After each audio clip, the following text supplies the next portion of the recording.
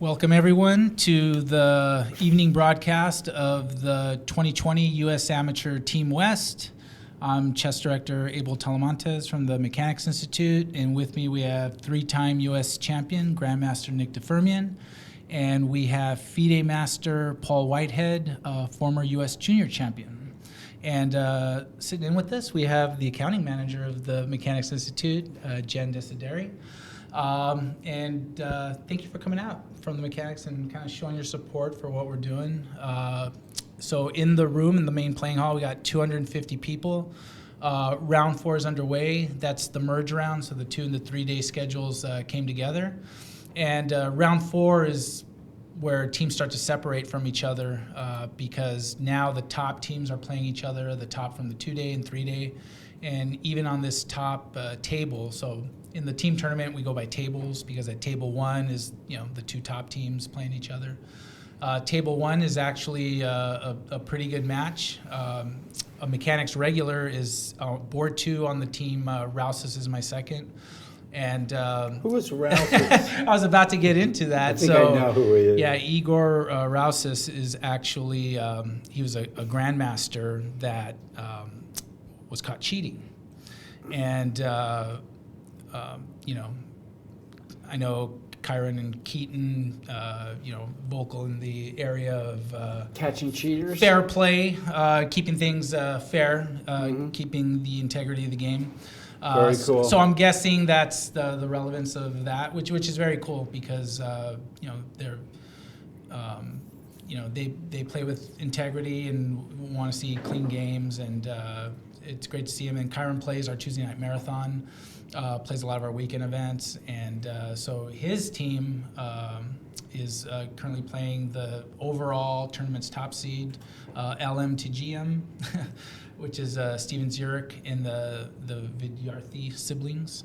And who's the other player on their team? We'll figure that out over there on LM to GM. I don't know if it says it, but actually Jude will bring that in. But, Michael Tang. Yeah, Michael Tang, and actually, he's I believe he's a high school student. He actually won. Just finished. He was one of the last games to finish in the last round. He was playing.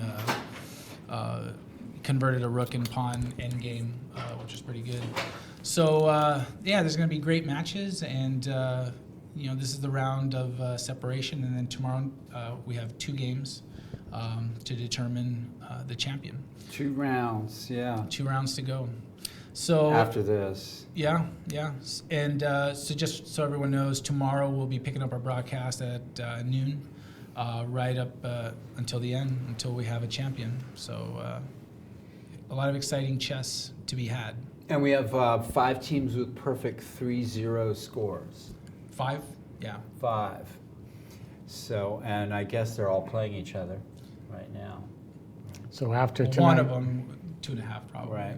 Yeah, after tonight we'll probably have for round 5 we'll have 2 teams kind of squaring off. Right. Is that Kasparov calling you? we don't have time for Gary now. Yeah, Gary's going to say, "Hey Nick, when are you going to talk?"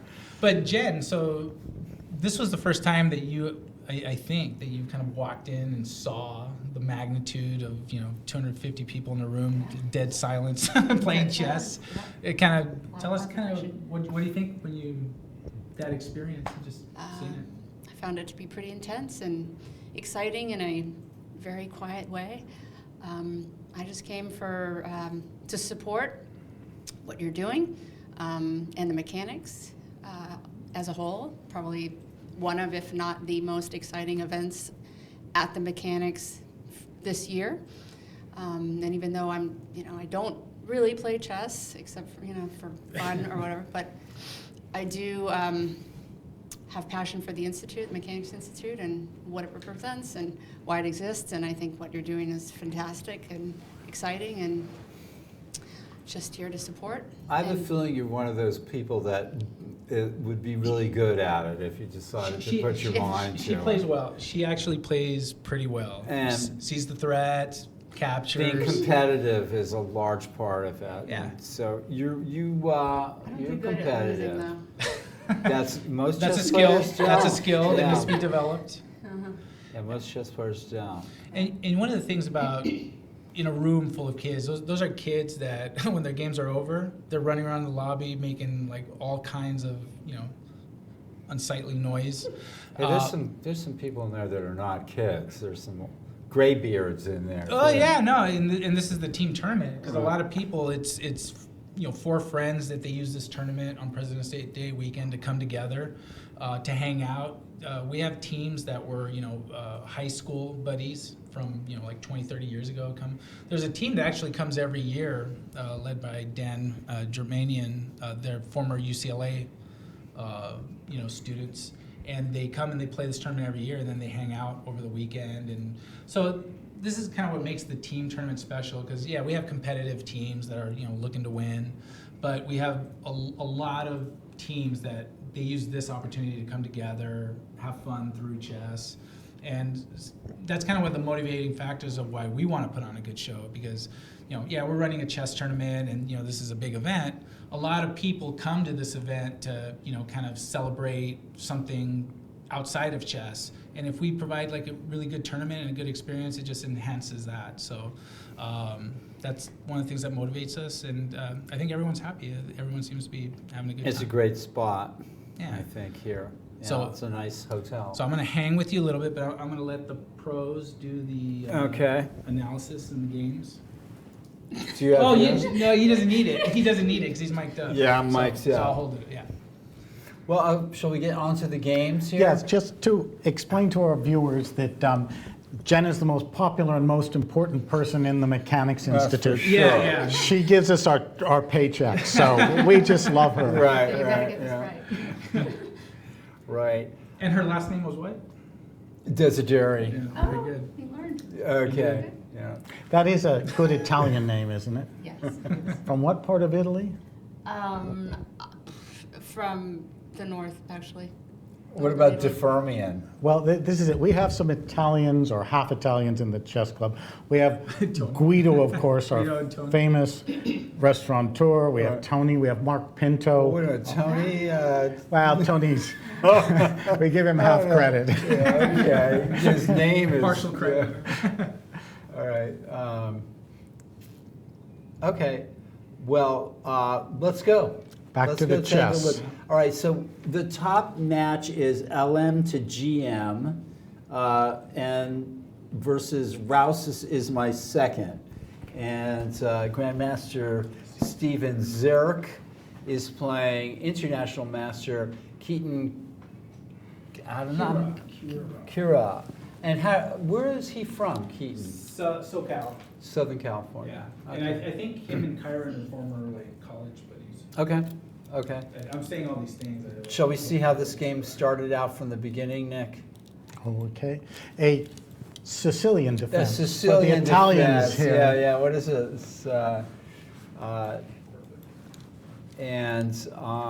okay, what about this variation, Nick?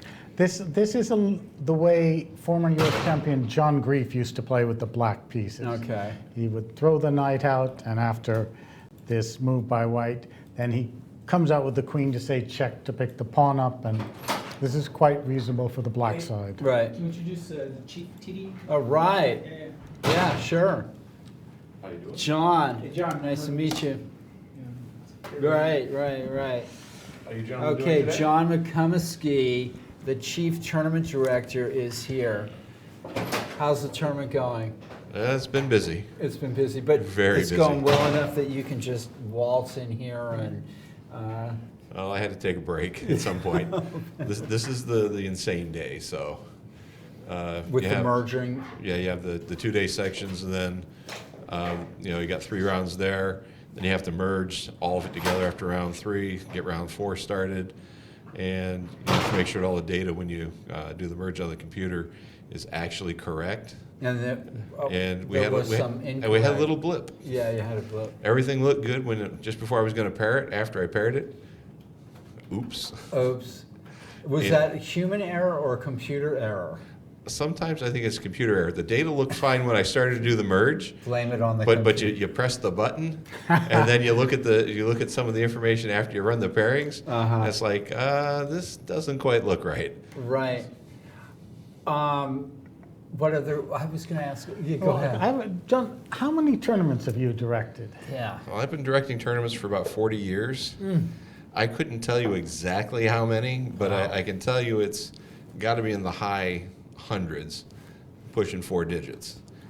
If you count sections, I've got well more than 1,000 sections. Wow. I'm pushing 2,000 sections. So. Wow. And have you directed this tournament before? This particular one? This is the first time in a few years I've been the chief TD. Okay. Normally I'm the computer guy. Okay. The computer aspects of this tournament are a little more complicated than a regular individual event, just because of the team nature. You got to make sure you have all the right players when you put in the results. Things have a tendency to go burp on the computer a little more often. Like in the past versions of this particular software, if you make a team name change, somewhere after round 1, you get weird looking team names afterwards. Sometimes you get duplicate team names with duplicate codes. Then you got to go figure out which one's the one you really want. You got to fix that. It's always been an interesting event to run. By far, it's the most technically complicated to do, at least computer-wise. Interesting. Do you like team events, or is it just more hassle for you? I actually like them. They're fun because they're different. It's a completely different feel to how it goes. You have groups of people who are coming in together. There's a lot of camaraderie between all the folks who are there. It's an enjoyable event. I like doing it. Any other particular problems with the players, like throwing food at each other or anything like that? No, it's a little crowded in the room, so I noticed that. keeping people from growing roots is an important thing to do. We got to keep people moving. Typical things like getting people to realize they have to get a tournament director, because in this particular room the line of sight to see what's going on to all the boards isn't easy. Most of the time I am actually at the computer, so I don't get out of the chair very often. We have Reka and Richard and Judith and Abel working the floor, but you can't always see everything when there's 200 odd people in the room. Right. And there's posts in the way, little corners here and there. This could be the Amateur Team East. They were pushing 350 teams, so Oh, that's a lot. yeah, That's great. that's huge. Yeah. So That's yeah. So if I had a team that I really wanted to win, could I slip you $50 to ensure that they get? well, you can slip me $50. You might not get anything for it, but you can always slip me $50. A practical matter. I tried. No, I mean, in this particular event, it's to some extent it's a crapshoot, because from round to round you don't know exactly who you're going to play. I mean, you know the team, but if Right. they have 5 players, you don't know who's going to be in and out. You can prepare for somebody, and suddenly, I'm not playing so and so, and Right. all your preparation's gone out the window. Just watching a few of the games, even up on the top team tables, there have been some games that have just been instant blowouts that were like, where did this come from? So, Yeah. it's kind of interesting. Some really strong players here, and they're playing for the glory. They're playing for team glory, and they're not playing for, the gold. I Yeah. mean, the gold figuratively, but not the gold literally. Well, if you're Amateur Team West champion, you've got to feel good for a little while. Yeah. Well, it does put you on the list of, at least, national champions to some extent, because everybody gets listed who wins, one of the regional events, and then there's the amateur team champion with, the online playoff later, so. Right. Very cool. Any other parting words about tournament directing and? No, all I can say about this particular tournament is the team with the highest rated players do not always win. Right. I've noticed there's a few teams here with, Rouse's is my second, and there's another one, BCS, Best Chess School, with everybody's a 2,400 player except for their fourth board who's like a 1,400 player. Yeah, and sometimes that works, but it's interesting. The more balanced teams seem to do really, really well, and are very competitive in this kind of a format. And since you don't have to win 4 games, you just need 2.5 points to win the match. Right. You know, that's a huge difference than, you know, having to get, you know, everybody has to win every game. Right, So, exactly. Very interesting. so you know, Yeah. it makes for interesting play. Yeah, yeah. And these down to the wire games where somebody is playing to win because they must, even if the position is like doomed or Yeah. not so great. That's actually happened the last couple of years. Some of the last few games have been, you know, win or you don't get the title, those kind of games. So No it's- pressure there There's at absolutely all, no pressure right, in those yeah. games. You know, it's the score is 1.5, 1.5, and whoever wins the game wins. And you know, one guy's willing to take a draw because a draw they know is going to win for them. So just because of the tie breaks.